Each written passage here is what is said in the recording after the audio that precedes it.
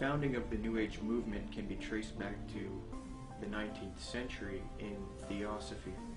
This is the group that largely popularized this belief that we are heading out of the age of Pisces and into the astrological age of Aquarius, which to them will be an age of unity of humanity, an age of enlightenment, a spiritual age of consciousness, so to speak.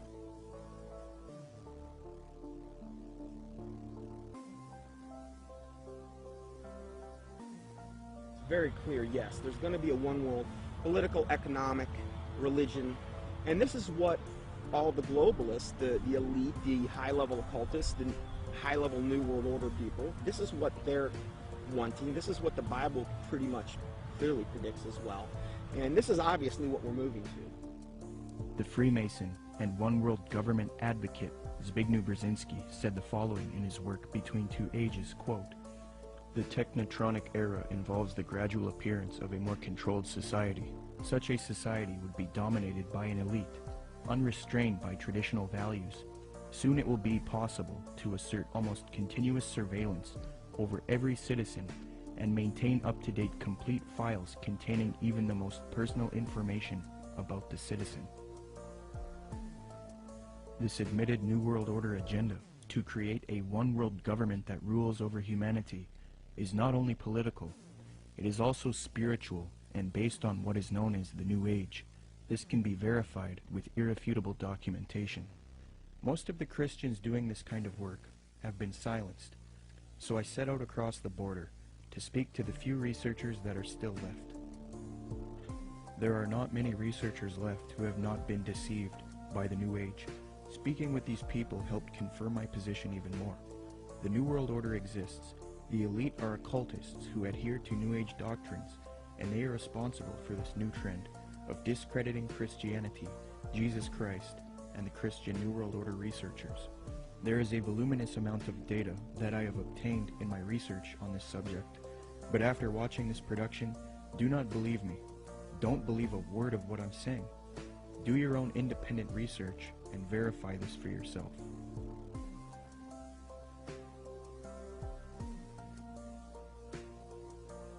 The very word secrecy is repugnant in a free and open society, and we are, as a people, inherently and historically opposed to secret societies, to secret oaths, and to secret proceedings. For we are opposed around the world by a monolithic and ruthless conspiracy. Here's the way they look at it. Here's their metaphor. Adam and Eve were held prisoner in the Garden of Eden by an unjust, cruel, and vindictive God.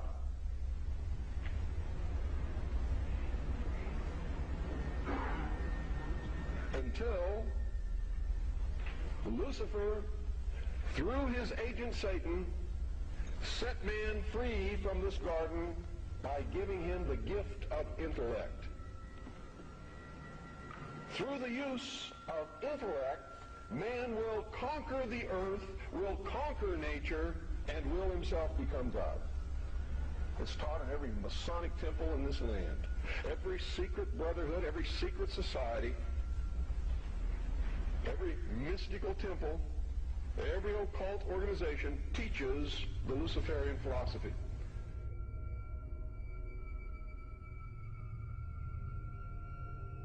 To understand the New World Order and the New Age worldview, we must go back into history and examine its origins. But first we must define our terms.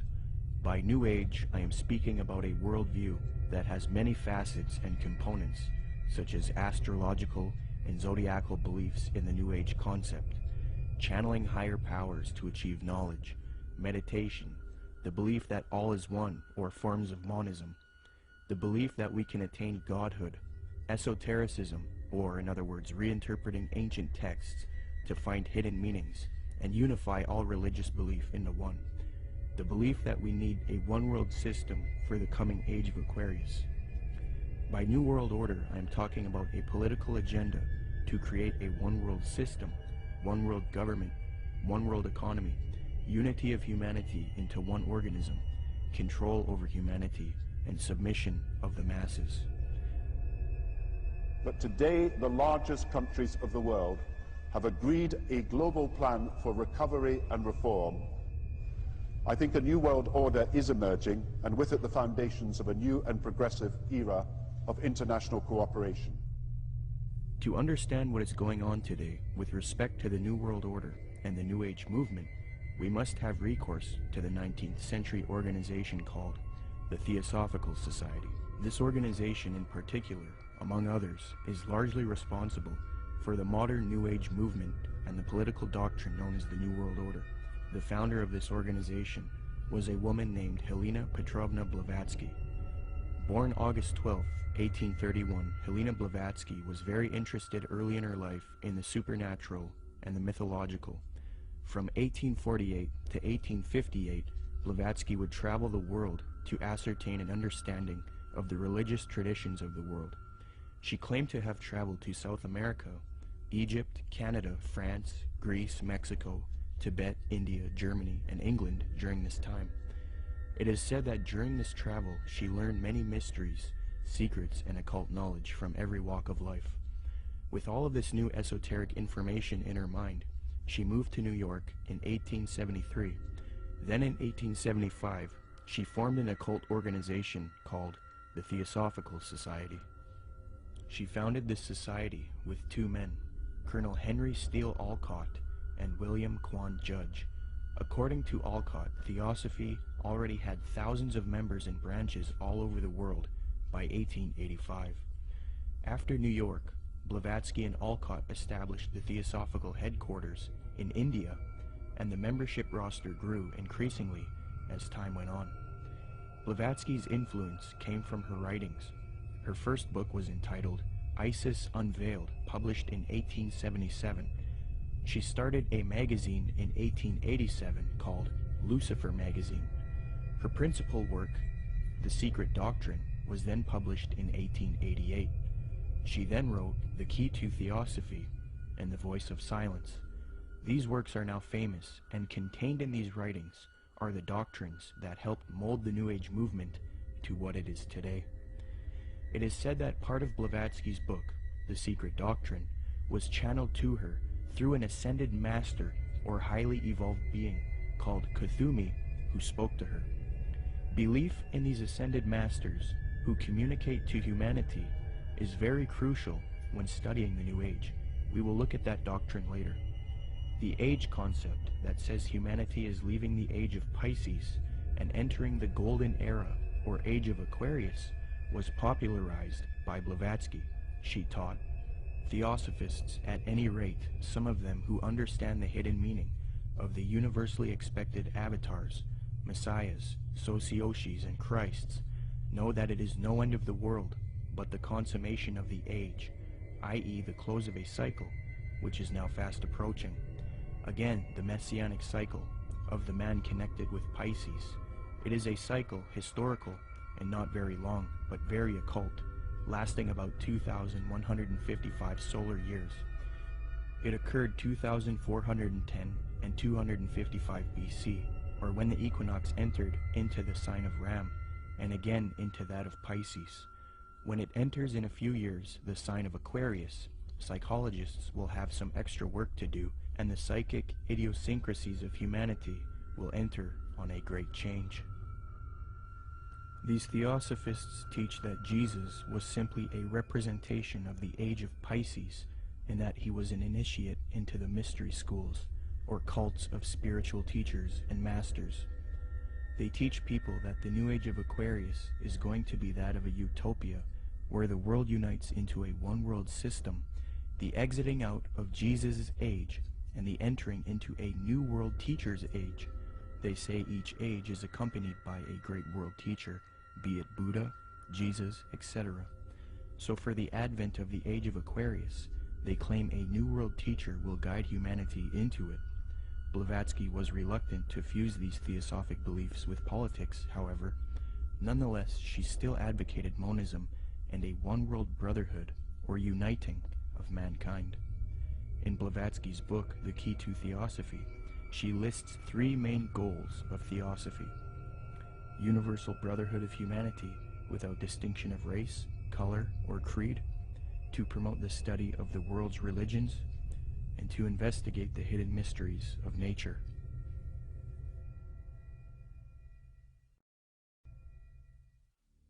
As time went on, Theosophy got very popular. Many prominent figures would join the Theosophical Society from all over the world, and many popular doctrines of today's New Age movement would be molded and shaped by them. Theosophy is the first major New Age group, and they are largely responsible for many of the modern New Age beliefs, including the belief that Jesus represented the sun god. After studying the occult and the esoteric in depth, I have come to the conclusion that the Zeitgeist movement and the Zeitgeist films are based on Theosophy, Freemasonry, and the New Age. For those who are unfamiliar, in 2007, a man named Peter Joseph released a film called Zeitgeist. This film received millions of views on the internet and became very popular. Then in 2008, Zeitgeist Addendum, the sequel, came out. From there, Peter Joseph established the Zeitgeist movement.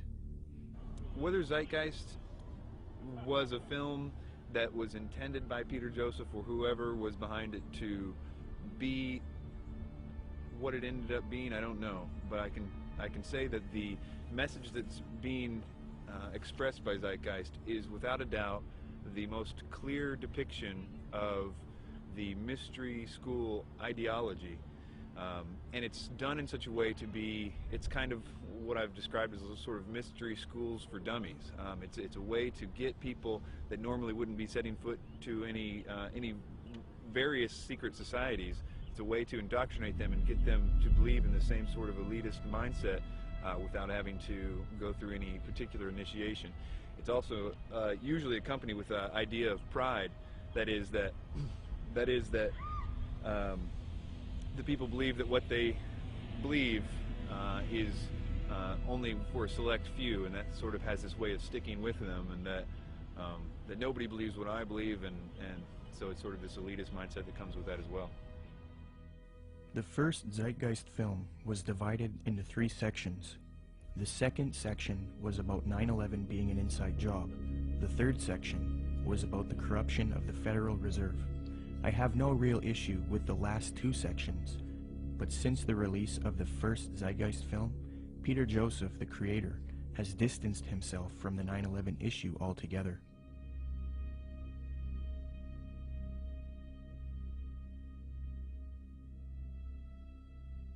This makes me wonder if the only reason he spoke about 9/11 in the first film was to get the 9/11 Truth movement on board with his agenda. The first section of the film is what I have an issue with. Contained in this section is the modern belief system of the New Age movement, the Theosophical Society, and Freemasonry. With the Zeitgeist, it's, Satan's good at what he does, bottom line. And the first one, what they do is they come right out, and in the first segment, I think like the first 38 minutes, they just go after Jesus Christ, his deity. Basically, what they try to do is convince everyone that Jesus Christ is just a knockoff of Horus and a lot of the other pagan deities, and they try to draw all these parallels and similarities. These parallels and similarities have all been debunked by Bible scholars and things. In fact, I think there's even a couple challenges up on the internet, the Zeitgeist Challenge, where they offer money if they can actually. So they've been debunked. I've done, oh my word, I don't know how many teachings debunking both movies. But if somebody were to see that for the first time and not know any different, oh, hey, it sounds convincing, sounds, this or that. And so what they've got to do is discredit the Word of God, the deity of Jesus Christ. As Theosophy grew, it produced influential figures such as Annie Wood Besant, born October 1st, 1847. She was a Marxist and a socialist. Besant was so inclined towards socialism that she defended it in public debates. One such debate was conducted between her and a man by the name of G.W. Foote, a secularist who supported republicanism. The debate was held at the Hall of Science on February 2nd, 9th, 16th, and 23rd, 1887, a 4-night debate series. The title of the debate was, "Is Socialism Sound?" Angelique Richardson and Chris Willis from the University of London Institute for English Studies, when commenting on Besant's worldview, note, quote, "The socialist feminist Annie Besant joined the Marxist-based Social Democrat Federation, SDF, in the 1880s. Annie Besant met the founder of Theosophy, Helena Blavatsky, in 1890, and she quickly read Blavatsky's material. Besant recorded her first acquaintance with Blavatsky. She wrote, quote, "I was standing with my hand in her firm grip and looking for the first time in this life straight into the eyes of HPB. We rose to go, and for a moment veil lifted, and two brilliant, piercing eyes met mine, and with a yearning throb in the voice, 'Oh, my dear Mrs. Besant, if you would only come with us.' I said a commonplace, polite goodbye, and turned away with some inanely courteous and evasive remark. 'Child,' she said to me long afterwards, 'your pride is terrible. You are as proud as Lucifer himself.'" Besant would get involved with the secret society known as Freemasonry. In 1902, she established the International Order of Co-Freemasonry, and then set up lodges all over the world with theosophic underpinnings. Theosophy, Freemasonry, and Marxism are all connected with the New Age movement. Besant would become president of the Theosophical Society in 1908. As I give you the history and lay the framework for the origins of the modern New World Order ideology and the New Age movement, it is important to note the role of Freemasonry. As previously noted, Theosophy and Freemasonry were somewhat affiliated in the late 19th century. In fact, Helena Blavatsky received an honorary degree of Apprentice Companion, Perfect Mistress, Sublime Elect Scotch Lady, from the Rite of Adoption. She was awarded with these titles by the 33rd degree Freemasons John Yarker, M. Kaspari, and A.D. Lowenstock. Here is a reprint of the Masonic certificate that Blavatsky received.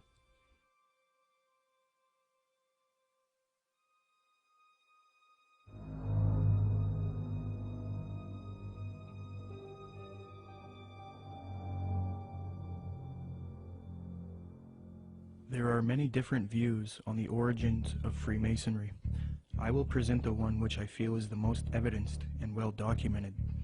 Modern speculative Freemasonry wasn't officially established until 1717 in London with the founding of the First Grand Lodge.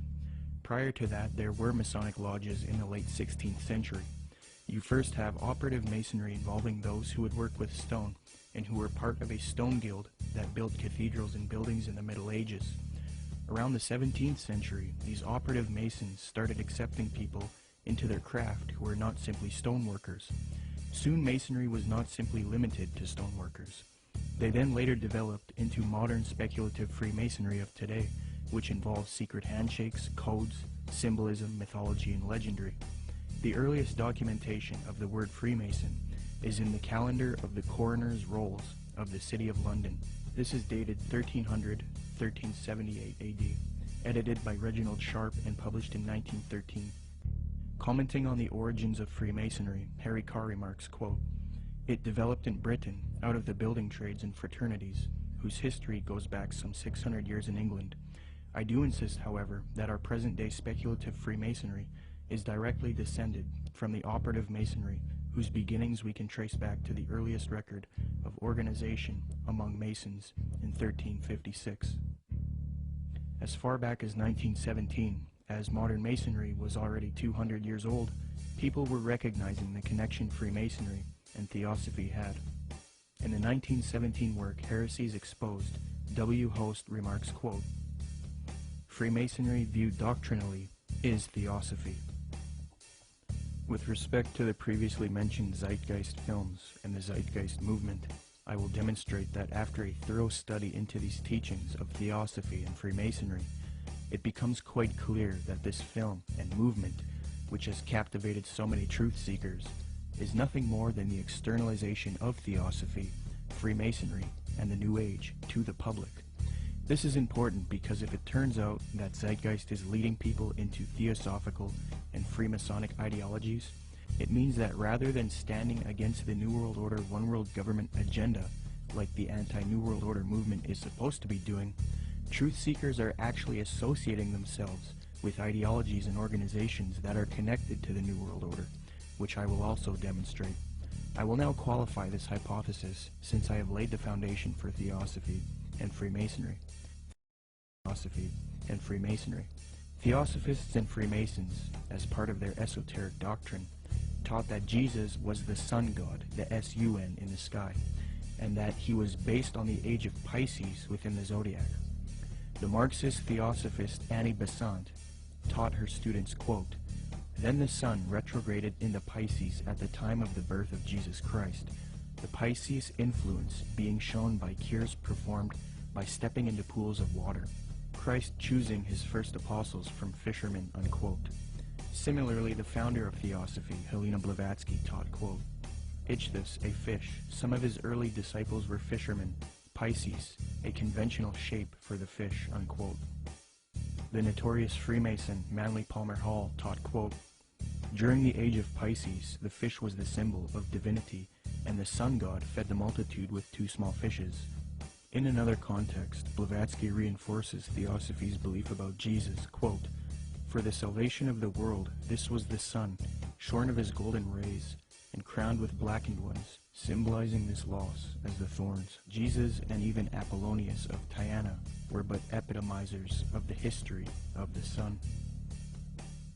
These doctrines are very sacred to Theosophists and Freemasons. The first section of the first film, Zeitgeist, externalizes these same Theosophic and Freemasonic beliefs, fringe views that historians and scholars dismiss.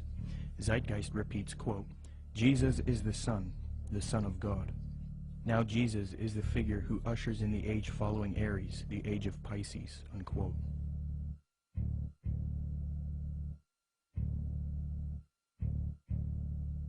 Now, noticing these parallels, one might think that Peter Joseph, the creator of Zeitgeist, was ignorant of the fact that he was indoctrinating people into Theosophic and Freemasonic ideologies. However, Zeitgeist is not only spreading these doctrines of Theosophy and Freemasonry, but Zeitgeist also associates itself with prominent Theosophists, Freemasons, New Agers, and occultists in their own transcript for the film, leaving little debate as to the connection it has to these groups. Zeitgeist listed all of its sources for the film in its online transcript, and among the names of people appealed to are Helena Blavatsky, the founder of Theosophy, the Freemason Albert Churchward, New Ager Acharya S., New Ager occultist and theosophical apologist Jordan Maxwell, the Druid Gerald Massey, Edward Carpenter, the socialist and acquaintance of Theosophist, Freemason, and Marxist Annie Besant, the Freemason Manly P. Hall, and the Druid Godfrey Higgins, who is associated with Helena Blavatsky. The fact that Zeitgeist chooses to associate itself with these prominent Freemasons, Theosophists, New Agers, and occultists shows us why the Truth Movement should avoid them. It is a well-known fact that these same esoteric organizations have openly stated that they wish to indoctrinate the public with their esoteric religious ideas and externalize their views to humanity, eventually resulting in a new world order for the age of Aquarius, which they all await with anticipation. Let me qualify this. As Theosophy grew, it produced another prominent woman named Alice Bailey, born June 6, 1880.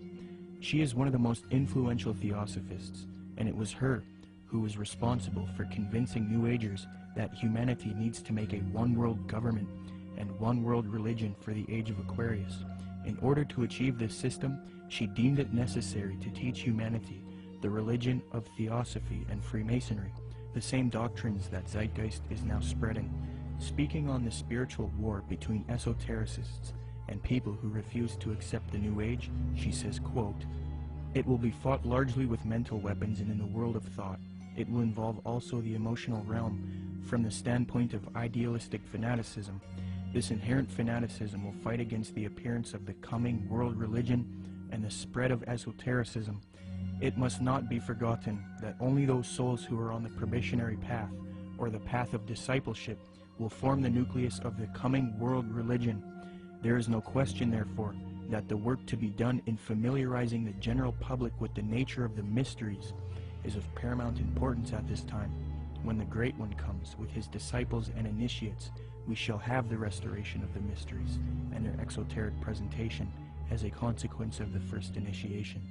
Alice Bailey also reveals that Freemasonry is meant to produce advanced occultists and is in accord with the theosophical goals. Quote, "The Masonic movement, when it can be, divorced from politics and social end from its present paralyzing condition of inertia, will meet the need of those who can and should wield power.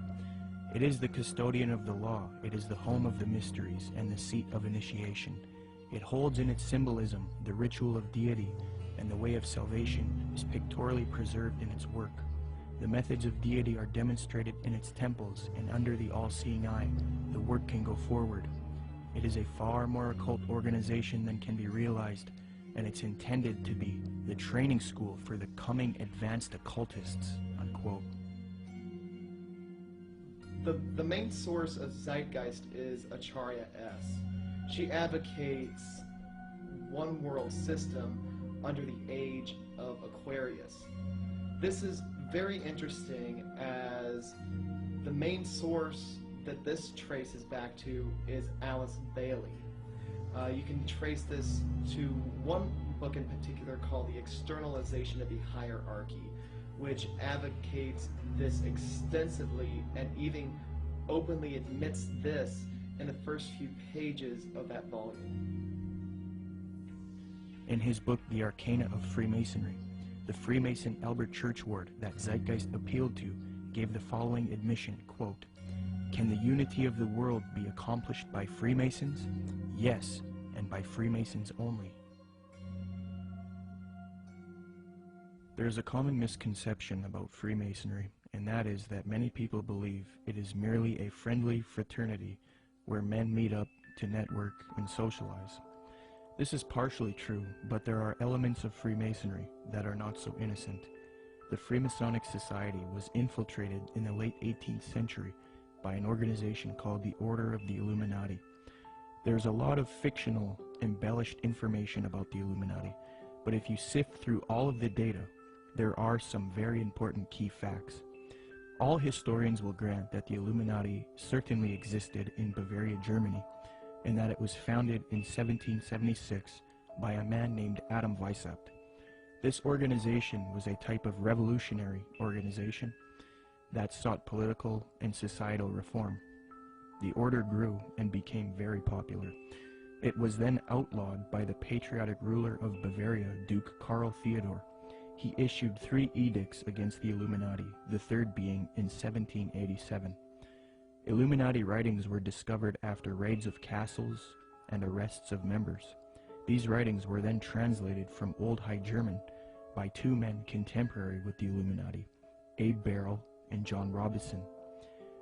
The writings were published in their works, Proofs of a Conspiracy and Memoirs Illustrating the History of Jacobinism. The writings revealed that the Illuminati wanted a one-world system ruled by them, the overthrow of religion, and the infiltration of Freemasonry to achieve this, so that they could operate under another name and occupation. The founder of this order, Adam Weishaupt, stated, quote, "Do you realize sufficiently what it means to rule in a secret society, not only over lesser or more important of the populace, but over the best of men, over men of all ranks, nations, and religions, to rule without external force, to unite them indissolubly, to breathe one spirit and soul into them, men distributed over all parts of the world." The prolific Freemasonic author and historian Albert Mackey reports, quote, "To give the order a higher influence, Weishaupt connected it with the Masonic institution, after whose system of degrees in esoteric instruction and of secret modes of recognition it was organized. The order at first was very popular, and enrolled no less than 2,000 names upon its registers, among whom were some of the most distinguished men of Germany. It extended rapidly into other countries, and its lodges were to be found in France, Belgium, Holland, Denmark, Sweden, Poland, Hungary, and Italy. The original design of Illuminism was undoubtedly the elevation of the human race, but it cannot be denied that in the process of time, abuses had crept into the institution, and that by the influence of unworthy men, the system became corrupted. So fused with Freemasonry in the 18th century was the doctrine of elitism and globalization, the overthrow of religion, namely Christianity. The question is, did the Illuminati cease to exist after it was outlawed in Bavaria, or did it live on? According to historians like Mackey and others, the Illuminati infiltrated Masonic lodges all over Europe before it was persecuted by the Bavarian government. So with that in mind, How could the Bavarian government stop this order if it was already all over Europe? The answer is they couldn't have. The Illuminati was too big, and thus it continued under Freemasonry. The French historian Henry Martin reports, quote, Vicept proposed as the end of Illuminism the abolition of property, social authority, nationality, and the return of the human race to the happy state in which it formed only a single family, without artificial needs, without useless sciences, every father being priest and magistrate. President George Washington himself was convinced that the Illuminati existed after 1785, when it was outlawed in Bavaria. He corresponded with the Reverend named G.W. Snyder, voicing his concerns about the Illuminati. This was written 13 years after the Illuminati was outlawed in Bavaria. George Washington states, quote, I have heard much of the nefarious and dangerous plans and doctrines of the Illuminati. It was not my intention to doubt that the doctrines of the Illuminati and the principles of Jacobinism had not spread in the United States. On the contrary, no one is more truly satisfied of this fact than I am. The idea that I meant to convey was that I did not believe that the lodges of Freemasons in this country had, as societies, endeavored to propagate the diabolical tenets of the first or the pernicious principles of the latter, if they are susceptible of separation, that individuals of them may have done it, or that the founder or instrument employed to found the democratic societies in the United States may have had these objects and actually had the separation of people from their government in view, is too evident to be questioned. From President Washington, we learned that he believed the Illuminati was nefarious and dangerous. He had little doubt about the Illuminati spreading to America by 1798. He was truly satisfied, or in other words, convinced of this fact. He thought it was too early for whole Masonic lodges to be striving for Illuminati objectives, but he did believe individuals within American lodges were certainly doing so. He believed the founder or instrument used to found the democratic societies in the USA may have had Illuminati objectives in mind, and that they had the separation of the people from their government in view. According to Washington, these things are too evident to be questioned. That same year, the president of Yale University, Timothy Dwight IV, spoke out against the Illuminati. Quote, the great and good ends proposed by the Illuminati as the ultimate objects of their union are the overthrow of religion, government, and human society, civil and domestic. Joseph Willard, the president of Harvard University, said in a speech in New Hampshire, quote, there is sufficient evidence that a number of societies of the Illuminati have been established in this land of gospel light and civil liberty, which were first organized from the Grand Society in France. They are doubtless secretly striving to undermine all our ancient institutions, civil and sacred. These societies are closely leagued with those of the same order in Europe. They have all the same objects in view. The enemies of all order are seeking our ruin. Should infidelity generally prevail, our independence would fall, of course. Our republican government would be annihilated. Speaking on this new Freemasonry that was infiltrated by Illuminati elitist doctrines, John Quincy Adams, the 6th President of the United States, remarked, quote, I do conscientiously and sincerely believe that the order of Freemasonry, if not the greatest, is one of the greatest moral and political evils. Because this Illuminati doctrine of globalization and societal reform was fused into Freemasonry, later prominent Masons started voicing their anticipation of a new world order, one world system.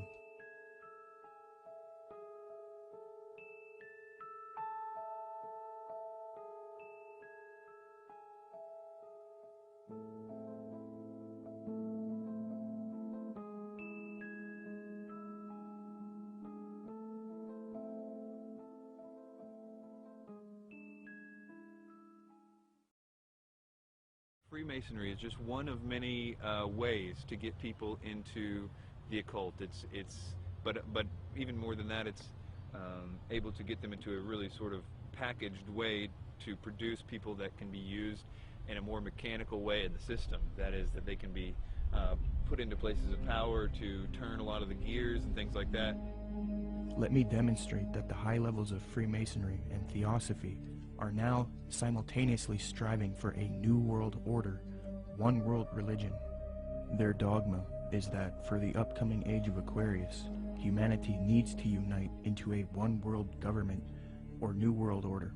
The former Supreme Grand Master of the Fraternity of the Rosy Cross, or FRC, Reuben Swinburne Clymer, wrote in his work Ancient Mystic Oriental Freemasonry, quote, "Mystic Masonry is not only the key to the religion taught to all men in all ages from the very beginning of conscious life up to the present, but it holds the keys to these religious and is, in fact, the very repository of religion itself. It has for its object the uniting of mankind into a universal brotherhood." The 19th and 20th century Freemason and Rosicrucian Arthur Edward Waite admitted that secret societies he was involved with control political, scientific, and religious affairs. Waite believed that these societies always existed in every nation and are connected to modern societies, which I believe can be disputed. But nonetheless, he stated the following in his work, The Real History of the Rosicrucians, quote, "Beneath the broad tide of human history, there flow the stealthy undercurrents of the secret societies, which frequently determine in the depths the changes that take place upon the surface. These societies have existed in all ages and among all nations, and tradition has invariably ascribed to them the possession of important knowledge in the religious, scientific, or political order, according to the various character of their pretensions," unquote. The official Freemasonic Scottish Rite magazine, entitled The New Age Magazine, admits that it is for a New World Order, New World Religion, and New Age. Quote, "Great God our King has chosen the great American public schools to pave the way for the new race, the new religion, and the new civilization that is taking place in America. Any mother, father, or guardian who is responsible for the taking away of the freedom of mind, freedom of will, or freedom of spirit is the lowest criminal on earth, because they take away from that child the God-given right to become part of God's great plan in America for the dawn of the new age of the world." 33rd degree Freemason Manly Palmer Hall advocated world government, quote, "The new Atlantis sets forth an ideal government of the earth. It foretells that day when in the midst of men there shall rise up a vast institution composed of the philosophic elect, an order of illumined men band together for the purpose of investigating the laws of life and the mysteries of the universe. The age of boundaries is closing, and we are approaching a nobler era when nations shall be no more, when the lines of race and caste shall be wiped out, when the whole earth shall be under one order, one government, one administrative body," unquote. Alice Bailey, the prominent theosophist, stated, quote, "The new era is coming. The new ideals, the new civilization, the new modes of life, of education, of religious presentation, and of government are slowly precipitating, and nothing can stop them." N. Sri Ram, a prominent theosophist and New World Order advocate, stated, quote, "Let us first consider the restoration of the mysteries.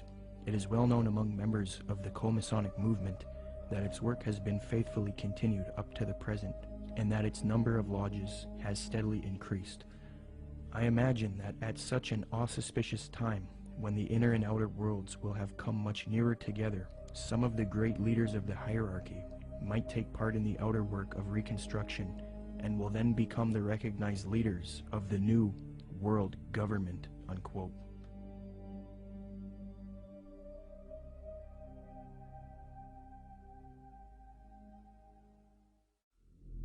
Now, this was written by Manly P. Hall. Manly P. Hall was both a Grand Master within Freemasonry, and he was a Grand Master in the Illuminati. And he says, "All of sincere heart will find consolation in the conviction that powers beyond and above human corruption continue to administer the destiny of the globe. It would be a mistake to confuse the governing bodies with the various sects which pretend to authority but give no indication or proof that they can manage efficiently even their own affairs." Now, Manly P. Hall knows who he's referring to here because he's part of that secret body. But of course, he speaks positively of it. The Zeitgeist films and movement have more ties to Theosophy and Freemasonry. At just 2 minutes into the second Zeitgeist film, Zeitgeist Addendum, a lecture of a man by the name of Jiddu Krishnamurti is played. Jiddu spent much of his childhood in southern India. Jiddu's father was a member of the Theosophical Society in southern India. When Jiddu was a boy, he was discovered by the theosophist C.W. Ledbetter. Ledbetter was a man who was brought up on charges of immoral behavior with young boys, yet he still had a close relationship with the president of Theosophy, Annie Besant. Ledbetter and Besant would adopt Jiddu and take him to England. They raised him and brainwashed him into the theosophic esoteric teachings. They were convinced that he was their